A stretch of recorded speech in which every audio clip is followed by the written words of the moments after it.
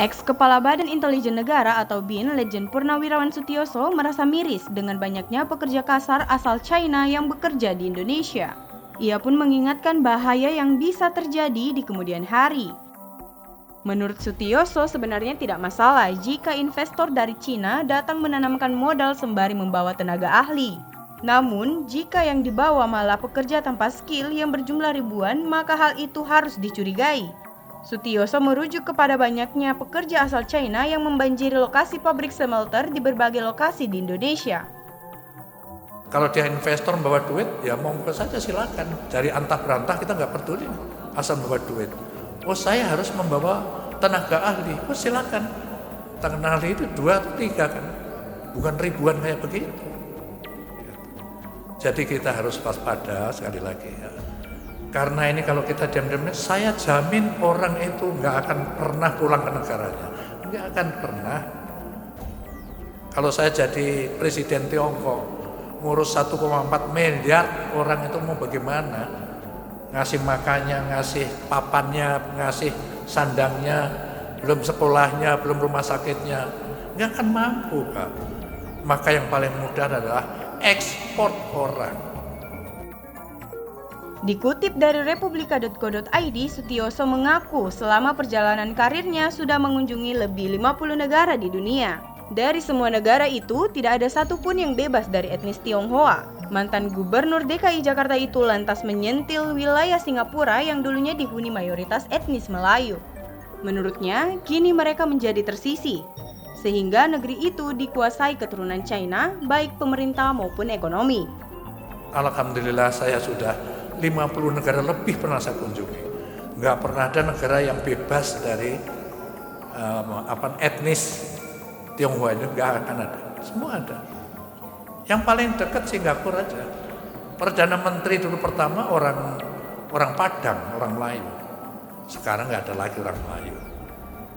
Lihatlah Malaysia sudah hampir, udah beberapa departemen-departemen dipimpin etnis ini. Kok kita nggak sadar-sadar itu loh kita itu. Bukan apa, saya orang intelijen, Bapak Ibu sekalian. Saya bisa membaca pakai-pakai itu yang di Kalimantan, yang di Sulawesi, yang sampai Papua, nggak akan pernah kembali dia ke sana. Pasti di sini. Sutioso menyinggung kebijakan pemerintah China yang sempat memberlakukan 1 anak. Sutioso menerangkan jika ada keluarga punya 2 anak, maka pemerintah memperlakukan anak kedua itu seperti yatim piatu. Kebijakan pengetatan populasi di China membuat pekerja negeri tirai bambu di Indonesia bisa menghasilkan keturunan secara bebas. Di Tiongkok punya anak 2 Pak, yang anak kedua ini kayak yatim piatu diperlakukannya oleh pemerintah. Nah di sini dia bikin anak sebanyak-banyaknya. Departemen. Apa karena ada yang KB? Enggak ada.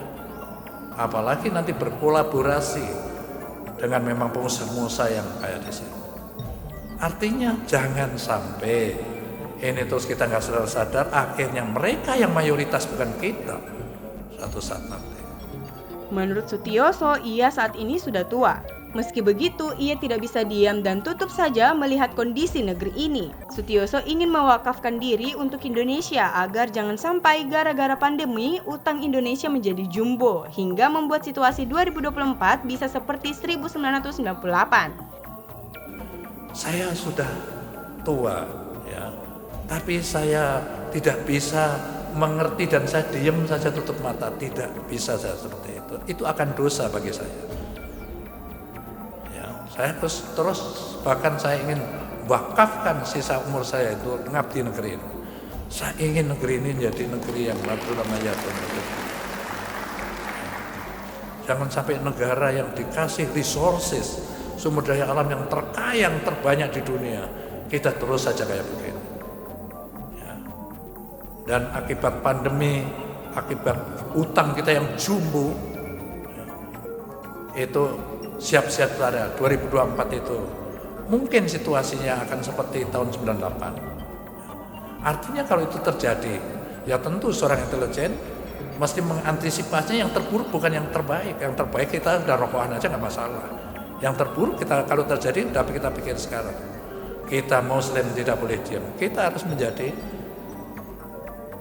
penjuru. Kita ada paling depan untuk mengamankan NKRI ini sesuai dengan cita-cita para leluhur kita.